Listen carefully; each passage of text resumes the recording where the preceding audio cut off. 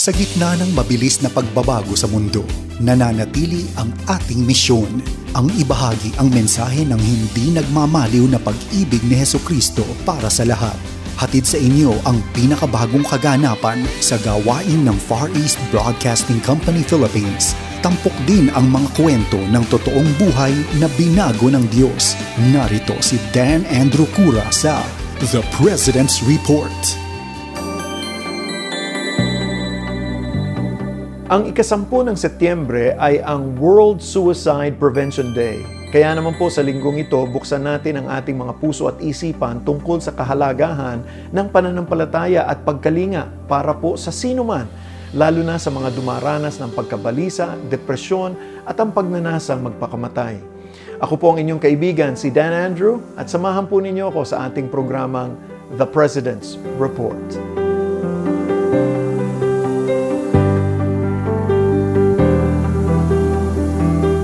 Noong taong 2020, inuulat ng Pilipinas ang 57.3% na pagtaas ng rate ng pagpapakamatay sa loob lamang ng isang taon.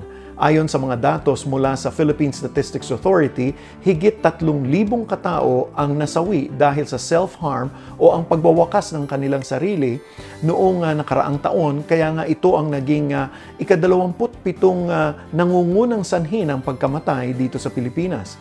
Iniulat din ng National Center for Mental Health, NCMH, ang pagtaas ng bilang ng mga tawag na natanggap nila sa kanilang mental health crisis hotline mula humigit kumulang na 300 na tawag noong May 2019 hanggang February 2020 hanggang sa hindi bumababa sa 1,000 noong Abril hanggang Hulyo ng taong 2020. Ang isa pang mas nakababahala ay ang pagtaas ng insidente ng pagpapakamatay ng mga kabataan. Sa isang pananaliksik na ginawa ni Dr. Ginger Ramirez, Atlantic Fellow for Health Equity sa US Plus Global, mula sa 40 kaso ng suicide na naiulat January hanggang October 2020, higit sa kalahati nito ay nasa edad ng mas bata pa sa 30 taong gulang. Dito naman sa Pilipinas, ayon sa Department of Health, naobserbahan nila na ang pagtaas ng mga bilang na may kinalaman sa pagpapakamatay ay mula nang nagsimula ang pandemya at pagpataw ng gobyerno ng lockdown upang mapigilan ang pagkalat ng virus. Milyong-milyong katao ang nawalan ng trabaho at nabawasan ng kinikita kada buwan. Maraming negosyo ang nalugi at ilan ay napilitan ng magsara. Ang ilang mga pamilya ay napaalis sa kani-kanilang mga inuupahan, habang ang ilan naman ay nawalay sa kanilang mga pamilya ng higit sa 1 taon. Marami sa kanila ang namatayan ng mahal sa buhay dahil sa COVID. At maging ang mga gumaling ay nakaranas din ng matinding pagkabalisa at depresyon habang nakikipaglaban sa COVID-19. Sa gitna ng mga pangyayaring ito, abay, nagkaroon tayo ng panibagong pag-asa dahil sa mga kwento ng tagumpay sa pamamagitan ng pananampalataya sa Diyos.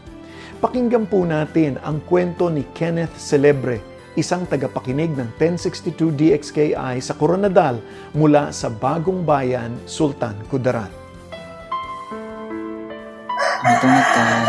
Nasa panahon po ako noon ng depression dahil sa pagkamatay ng aking pinakamalapit na kaibigan na si Joy.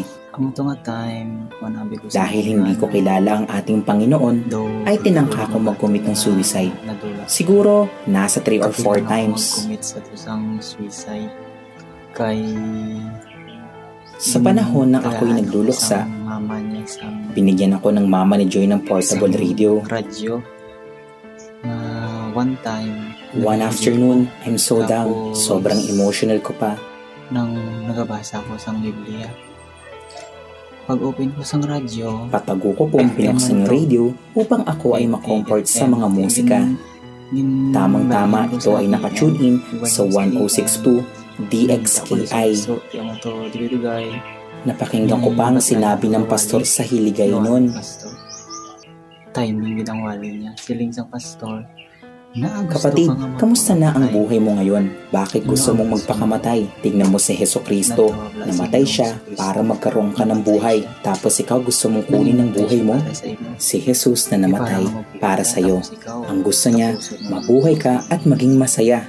Hindi ko talaga makakalimutan ang sinabi ng pastor na yon at tumanggap na din ako kay Jesus bilang aking Panginoon at tagapagligtas. At simula nun, lagi na akong nakikinig sa DXKI na involved na din po ako sa children's ministry. Maganda talagang makinig sa DXKI.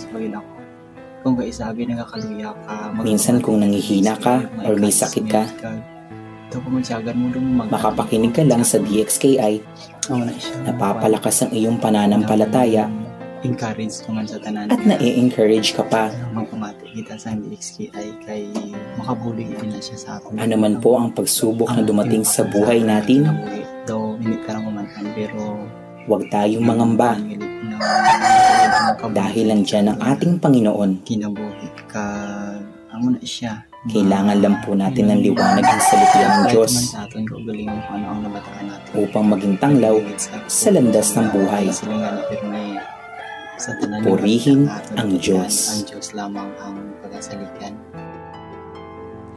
Salamat po sa Panginoon sa buhay ni Kenneth at sa kanyang kalakasan ng loob upang ibahagi ang kanyang kwento. Kenneth, thank you.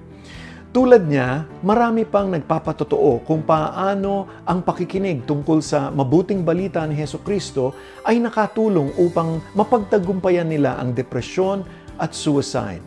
Nais kong anyayahan kang manalangin para sa mga nasa bingit ng depresyon at nag-iisip na magpakamatay. Kung ikaw ay nasa sitwasyong ito, nais kitang ipanalangin. Ama naming Diyos na makapangyarihan sa lahat, kami po ay dumudulog sa inyo ng lakas ng loob na nanggagaling sa iyong banal na Espiritu. Nahipuin mo ang aming mga kababayan na ngayon ay balisa at nag-iisip na sirain ang kanilang sarili. Ang dalangin namin, Panginoon, buksan mo ang kanilang puso't isipan upang makapagbigay ng kalakasan sa kanilang damdamin na kayo ang may akda ng buhay at kayo ang gagabay sa kanila. Mangyaring makilala nila ang ating Panginoong Hesukristo na nagbibigay ng tunay na kapayapaan sa kanilang puso at damdamin. Ito ang aming samot dalangin sa ngalan ni Jesus. Amen at Amen.